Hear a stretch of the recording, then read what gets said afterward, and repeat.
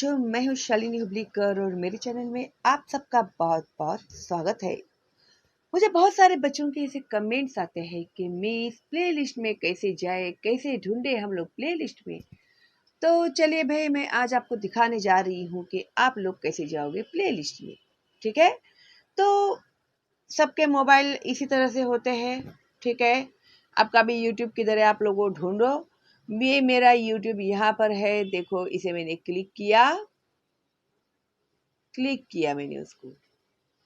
Click करते ही यहाँ पर YouTube का जो चैनल है वो खुल गया। ठीक है, उसके बाद आप लोग जाओगे सर्च में। ओके, तो सर्च में यहाँ पर आप लोग टाइप करोगे शालिनी हुबलीकर। आपने टाइप किया, फिर आप इसे करोगे सर्च। जैसे ही आप लोग सर्च का बटन दबाओगे तो ये मेरा जो प्यारा सा छोटा सा फोटो आपको दिखाई देगा।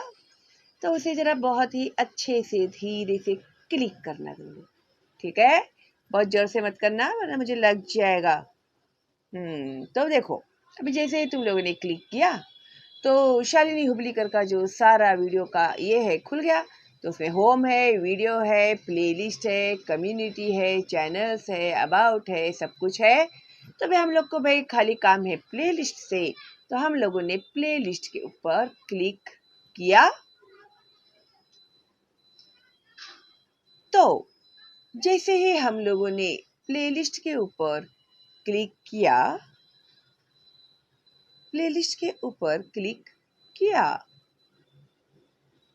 Network problem as usual. ठीक है, देखते हैं भाई। हाँ, ये है, ये भी आ गया। यस, अभी आ गया प्लेलिस्ट। ठीक है, तो प्लेलिस्ट में आप लोग देखोगे फर्स्ट स्टैंडर्ड के है वीडियो, सिक्स स्टैंडर्ड के है, फिफ्थ है, 10 है, फोर्थ है, सेकंड है, फिर ऐसे फॉर्मल लेटर, इनफॉर्मल लेटर, कहानी लेखन के लिए एक मैंने अलग से प्लेलिस्ट बनाया हुआ है। तो जिन लोगों को भी चाहिए, चलो अभी हम लोग यही देख लेते हैं। और फिर 8 स्टैंडर्ड, 9th स्टैंडर्ड, 7, फिर वो जो स्टूडेंट स्पेशल जो मैंने टिप्स दिए हैं, अभी मैं आ रही हूँ आप लोगों को जल्दी ही टिप देने के लिए आप लोगों के फर्स्ट सेमेस्टर एग्जाम्स के लिए। ठीक है, तो मैं जल्दी ही आने वाली हूँ। तो सब्सक्राइब करके बेल आइकन टैप करके रखना, तो ही मिलेगा आपको मेरा नोटिफिकेशन। ओके, तो देखो इस तरह से मैंने सारी जो वीडियोस है अपलोड किए हुए हैं। तो जिस किसी भी आप स्टैंडर्ड में है, तो आप लोग अभी देखिए 8 स्टैंडर्ड। तो 8 स्टैंडर्ड को जब मैंने क्लिक किया तो 8 स्टैंडर्ड के सारे वीडियोस जो मैंने अपलोड किए हुए हैं as per requirement of students, तो ये देखो सारे मेरे वीडियोस जितने भी मैंने अपलोड किए हुए हैं सारे खुल गए। 8 स्टैंडर्ड के जितने भी वीडियोस मैंने अपलोड किए हैं वो। अभी समझो आप लोगों को ये जो चैनल का मेरा लिंक है किसी को फॉरवर्ड करना है, तो आप लोग ये जो एरो है उसे दबाओगे, फिर इसे शेयर का ऑप्शन आता है। तो आप किस इसे शेयर करना चाहते हैं, क्या व्हाट्सएप से शेयर करना चाहते हैं, तो फिर व्हाट्सएप में जाइए। व्हाट्सएप में जाने के बाद आया इसे सेंड टू। तो अभी मैं चॉइस करूंगी मुझे किसे भेजना है इसका लिंक। तो ये देखो मैंने यहाँ पर सिलेक्ट कर लिया और फिर मैंने सेंड का ऑप्शन जो है क्लिक किया। तो आ गया 8 स्टैंडर्ड का सारा, मैं प्लेलिस्ट ही भेज रही हूँ किसी को। ठीक है, और उसको मैंने सेंड कर दिया। तो गया ये वाला वीडियो, है ना आसान। फिर जिसे भी वो वीडियो जाएगा वो इधर क्लिक करेगा। क्लिक करते ही मेरा जो चैनल है उसे खुल गया, है ना। हाँ, अगर आप लोग डाउनलोड करना चाहते हैं तो डाउनलोड के लिए है ये वाला एरो, तो उसमें आप लोग इसे डाउनलोड कर सकते हैं। ठीक है, एक एक वीडियो डाउनलोड करो। ओके, तो इस तरह से आप लोग सिलेक्ट कर सकते हैं। फिर अगर आपको स्टैंडर्ड चेंज करना है तो बैक बैक करते जाइए जब तक प्लेलिस्ट न आ जाए। ठीक है, और अभी मैंने आपको कहा कि ऐसे ऐसे अगर मैं दिखाती हूँ आपको, तो देखो माय हॉबी, महात्मा गांधी, फिर गांव का मेला, ये जो सब निबंध लेखन है, कहानी लेखन है, कथा लेखन है, पत्र लेखन है, सूचना फलक है, जाहिरात लेखन है, विज्ञापन है, कॉम्पोजिशन है ना। तो देखो डायलॉग राइटिंग है, सब कुछ आप लोगों को यहाँ पर मिल जाएगा। ठीक है, तो 10 जगह पर भागम भाग करने की जरूरत नहीं है आप लोगों को। ओके, आप लोगों के हिसाब से ही ये सब मैंने बनाया हुआ है। ठीक है, फिर जो भी आपको टीचर देती है वो हिसाब से आप लोग सिलेक्ट कीजिए और लिखिए। ओके, तो इस तरह से ये जो है प्लेलिस्ट किस तरह से देखा जाता है मैंने आप लोगों को बताया है। और बैक बैक बैक करते जाइए, फिर आ जाएंगे आप। નમસ્તે, આદાબ, વડક્કમ, સત શ્રી અકાલ. કેમ છો તમે? મજામાં ને? કશે આહાત तुम्ही? मजेत ना? मैं हूँ शालिनी हुबलीकर और मेरे चैनल में आप सबका बहुत बहुत स्वागत है। एज यूजुअल मैं आज आप लोग के लिए एक्सप्लेन करने जा रही हूँ जनरल साइंस स्टैंडर्ड 7 के बच्चों के लिए। तो आज मैं आप लोग को सिखाने जा रही हूँ, गेस व्हाट?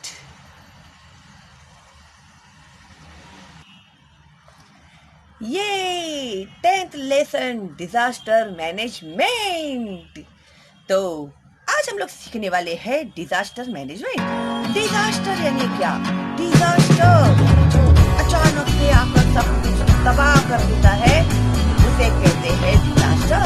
जैसे कोरोना आया, ये भी तो एक डिजास्टर ही है ना। अचानक से कोरोना आया, सारी दुनिया बंद, सब लोग अपने अपने तो इसे भी तो डिजास्टर ही कहते हैं, जो अचानक से आया।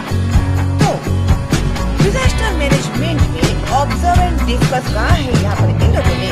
तो यहाँ पर कुछ जो न्यूज़पेपर के कटिंग्स होते हैं ना, वो कटिंग्स उन लोगों ने यहाँ पर लिखे। जैसे ट्रक अपघातात तिघांचा मृत्यू, ट्रक एक्सीडेंट में मौत हो गई। महाड़ ब्रिज कोलैप्स, महाड़ में जो ब्रिज थी वो गिर गई। वर्धा वादळाचे चेन्नई थैमान, अभी अचानक से एक तूफान आया और चेन्नई में को पूरा तहस नहस कर दिया। इस तरह से ये जो आर्टिकल्स है ना, रशिया में विमान कोसळली, रशिया में एरोप्लेन वो क्रैश हो गया। तो इस तरह से तो ये जो सारे है, इन लोगों ने कुछ various news items about disaster, ये जो न्यूज दी है डिजास्टर्स के ऊपर दी है। Can you tell one it is possible to prevent the loss of life caused by lightning? जैसे बिजली चमकते है ना, बड़ा आवाज आता है ना, और ऐसे दिखता है हम लोग को आसमान में से ऐसे तार जैसे शॉक सर्किट जैसा आ गया नीचे।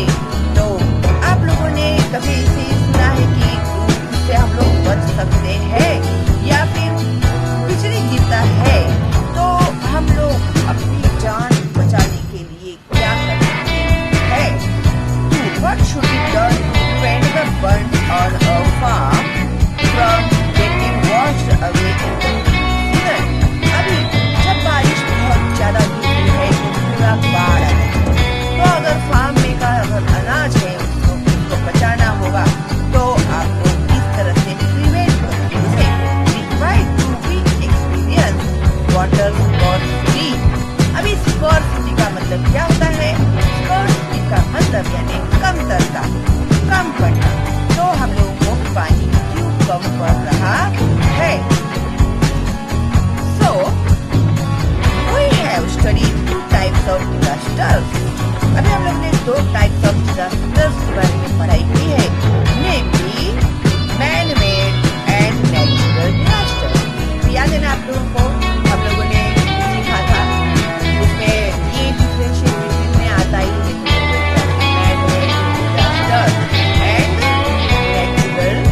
डिजास्टर। अभी मैन मेड डिजास्टर्स में क्या आता है बताओ जरा, देखो एक याद है?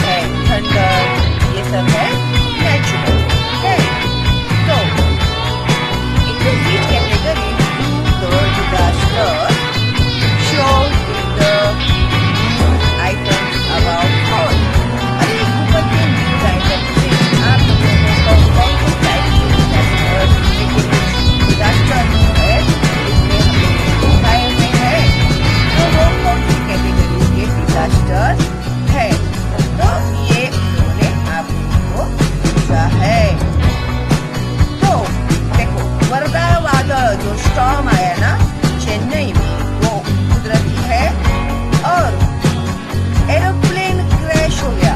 तो वो क्या था? मैन मेड है ना एरोप्लेन, भगवान ने एरोप्लेन बनाकर भेजा है क्या धरती पे?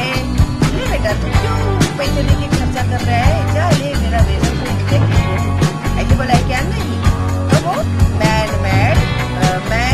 मेड डिजास्टर है, ठीक है?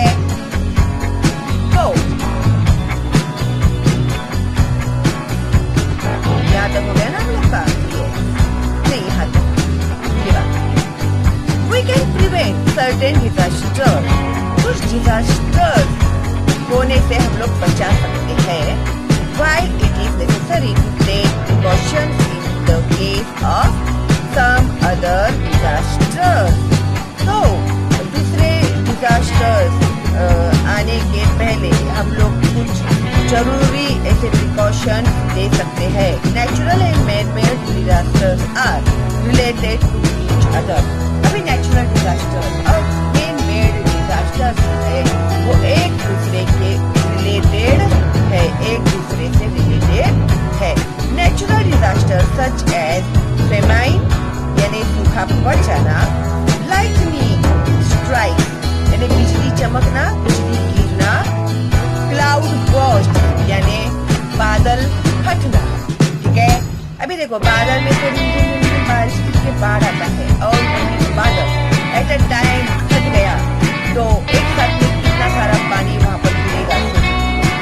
इन the weather there is the possibility of there is the possibility cloud burst, storm यानी आंधी तूफान etcetera occur due to changes in the weather. तो ये क्यों होते हैं? वेदर चेंज होने की वजह से होते हैं ये डिजास्टर। तो अंडरलाइन करो इसको। अगर एग्जाम में आप लोग को पूछा वेदर चेंज होने की वजह से होने वाली डिजास्टर कौन से है, तो वो है famine, lightning strike, cloud burst, storm, flood, वो भी लिख सकते हैं आप लोग। ये सब क्या है?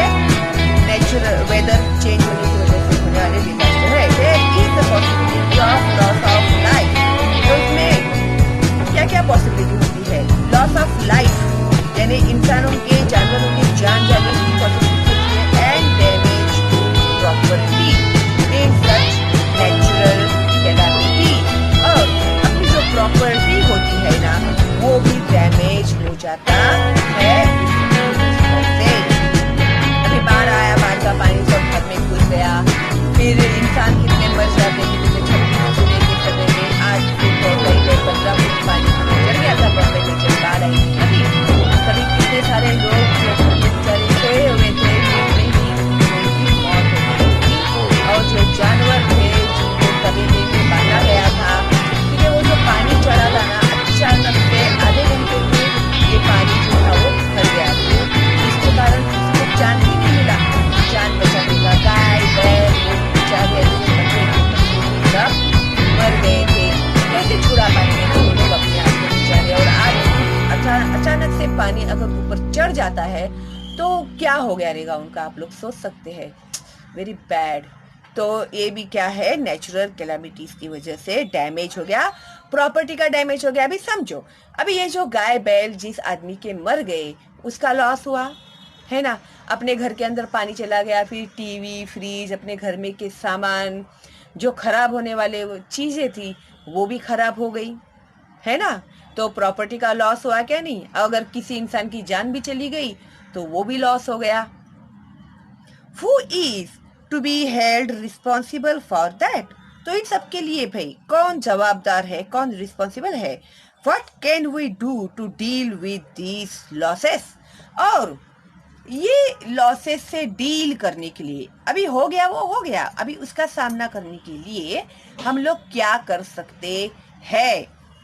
ठीक है, तो अभी हम लोग स्टेप बाय स्टेप सीखने वाले हैं सब।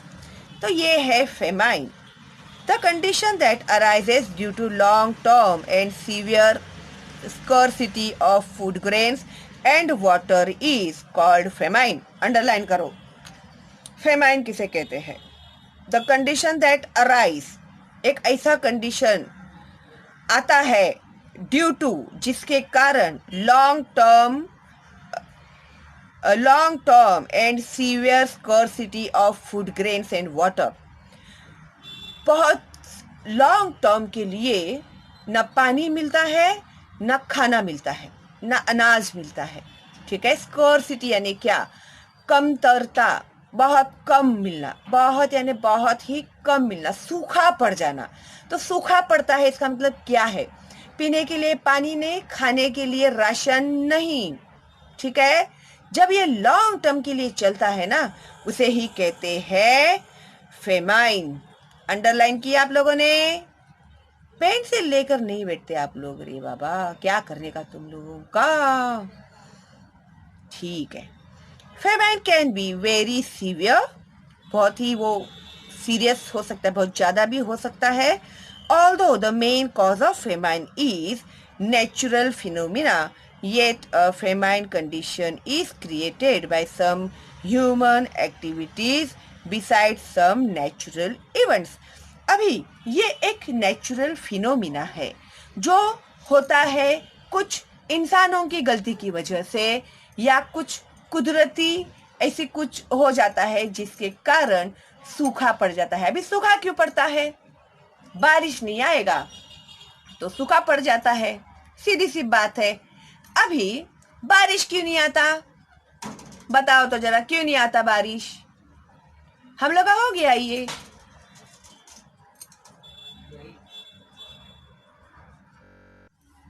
इंसानों ने कुछ ऐसी गलतियां की हुई है जिससे कुदरत को जो उसका जो नेचुरली जो चलते रहा है ना प्रोसेस, अभी जैसे वो नेचर का कैसे होता है, मॉर्निंग होता है, रात होता है, फिर जो सीजन्स आते हैं, बराबर से सब चलता है ना।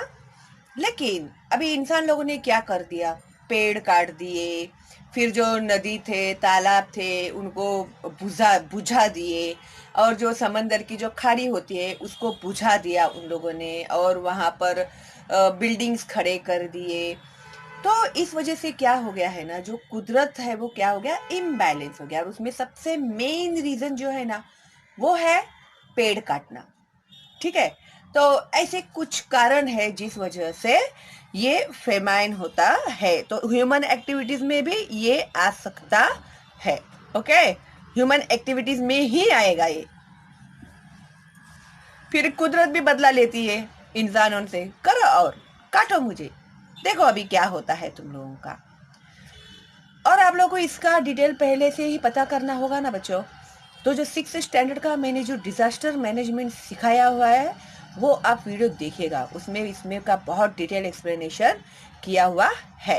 ठीक है, उसके बाद है think what would happen if no food were grown during one whole year.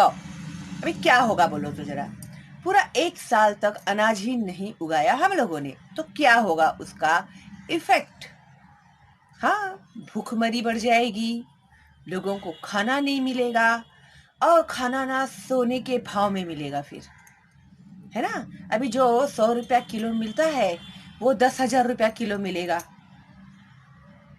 या 1,000 रुपया किलो मिलेगा, है ना। तो फिर क्या हो जाएगा, जिनके पास पैसा है वो लोग खाएंगे, और जो जिनके पास पैसा नहीं है वो लोग क्या करेंगे फिर, है ना। तो इसके लिए आप लोग जरा सोचो खाली, और जब आप फेंक देते हो ना अनाज, तभी सोचना कि भाई इसके लिए किसान ने कितनी मेहनत की है करके। ठीक है, नाउ कॉजेस ऑफ फेमाइन। अभी ये बहुत ही इंपॉर्टेंट है आप लोगों के लिए, कॉजेस ऑफ फेमाइन। तो फेमाइन के कारण क्या है, ड्रॉट यानी सूखा पड़ जाना, हेवी रेन एंड फ्लड, या तो फिर बहुत ज्यादा बारिश आके बाढ़ आ जाना, क्रॉप गेटिंग वॉश्ड अवे, इसके वजह से क्या हो जाता है, जो अनाज होता है वो पूरा खराब हो जाता है, धुल जाता है, और डैमेज्ड इन द फ्लड, या फिर पूरा डैमेज हो जाता है। Environmental changes such as temperature changes. अभी एनवायरमेंटल चेंजेस में टेम्परेचर में चेंजेस आता है, ठंडी बढ़ जाना या गर्मी बढ़ जाना, इस तरह के इफेक्ट होते हैं स्टॉर्म्स, तूफान, तूफान आना, आंधी तूफान, चक्रवादल भी बोलते हैं उसको, कोल्ड वेव्स और फॉग, ठंडे हवा के ठंडे फॉग बोलते हैं ना उसको, वो जैसे ठंडी के मौसम में देखो दिल्ली में होता है नॉर्मली, पुणे में, दिल्ली में, महाबलेश्वर में, जहाँ पर बहुत ज़्यादा ठंडी होती है तो वहाँ पर होता है ये कोल्ड फॉग और कोल्ड वेव्स और fog, damage of crops by animals like mice and rats. अभी एनिमल्स जो होते हैं वो भी अनाज को खा जाते हैं, कुतर देते हैं, खराब कर देते हैं। माइस एंड रैट्स, चूहे और जो बड़े बड़े घूस होते हैं ना वो। अटैक्स ऑफ पेस्ट्स, अभी जो पेस्ट डालते हैं ना, दवाई जो मारते हैं तो उसके वजह से भी नुकसान होता है अनाज का। लोकस्ट्स और डिजीजेस ऑफ क्रॉप्स, अभी उसको कीड़े लग जाना या फिर जो अनाज होता है ना, अनाज लोगों की भी एक बीमारी होती है तो उनको वो बीमारी लग जाना। A natural calamity like earthquake, कुदरती आफत जैसे अर्थक्वेक एटसेट्रा। अर्थक्वेक यानी भूकंप आना, ठीक है। Are some of the cause of famine. Of these drought is the main cause, इसमें का ड्रॉट जो है वो सबसे बड़ा कारण है। Man made causes of famine includes war. अभी मैन मेड आपत्ति क्या होती है, आफत क्या होती है, तो उन लोगों ने क्या क्या बनाए हुए हैं, वो लोग वॉर करते हैं ना, वॉर में मारामारी होती है, लोग मरते हैं, फिर प्रॉपर्टीज का भी लॉस होता है, internal unrest, absence of transport routes और अनकंट्रोल्ड पॉपुलेशन ग्रोथ एटसेट्रा। ये क्या हो गए, मैन मेड आफत हो गए ये सब, ठीक है। तो डिजास्टर हो गए, मैन मेड डिजास्टर्स, ठीक है। तो ये इंपॉर्टेंट है, ये पूरा ही कॉजेस ऑफ फेमाइन, पूरा ही ये इंपॉर्टेंट है पैराग्राफ आप लोगों के लिए, तो इसको अच्छे से समझ कर रखना। There are records of loss of life caused by severe famine in various parts of the world. अभी ये सीवियर फेमाइन की वजह से दुनिया में बहुत सारे लाइफ का जो लॉस हो गया है। Asia has turn out to be the most famine affected continent of the world. Underline करो, दुनिया का सबसे ज्यादा फेमाइन अफेक्टेड कंट्री कौन सा है, तो Asia. Okay, continent, sorry, continent कौन सा है, तो एशिया है। Majority of the famines occurred in drought-prone and flood-affected regions. Among the most dreadful famine that have occurred in the world are the famine that affected India and China. तो ये जो Asia में, Asia continent में जो सबसे ज़्यादा effect होता है उसका ही असर जैसे होता है क्या, सूखा पड़ जाना, बाढ़ आ जाना, और ये जो भयानक अकाल पड़ता है सबसे ज़्यादा इसका इफेक्ट कहाँ पर है, एशिया कॉन्टिनेंट में होता है, जिसका असर होता है सारी दुनिया पर, और सबसे ज़्यादा अफेक्ट होता है इंडिया और चाइना के ऊपर। ओके, तो ये जो पैराग्राफ है ना बच्चों बहुत ही इम्पॉर्टेंट है, ठीक है। एंड अभी तक जो मैंने आपको सिखाया है आई होप आप लोगों को बहुत अच्छे से समझ में आ गया होगा, ठीक है।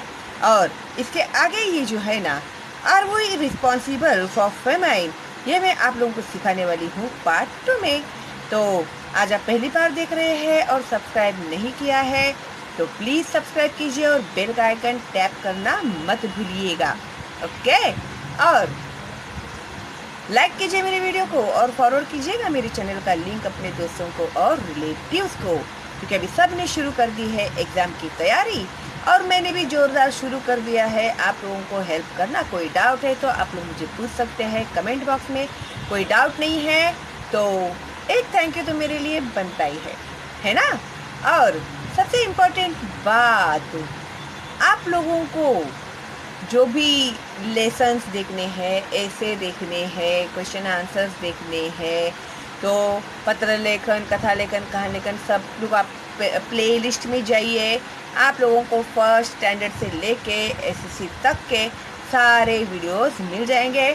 आप लोग जिस स्टैंडर्ड में है या आपके भाई बहन है तो प्लीज़ आप लोग देखिएगा और अपना जो भी डाउट है तो पूछे, नहीं है तो वेरी गुड। और अगर आपके एग्ज़ाम चल रहे हैं तो आप लोग को all the best and bye bye. अभी मिलते हैं जल्दी ही पार्ट 2 में।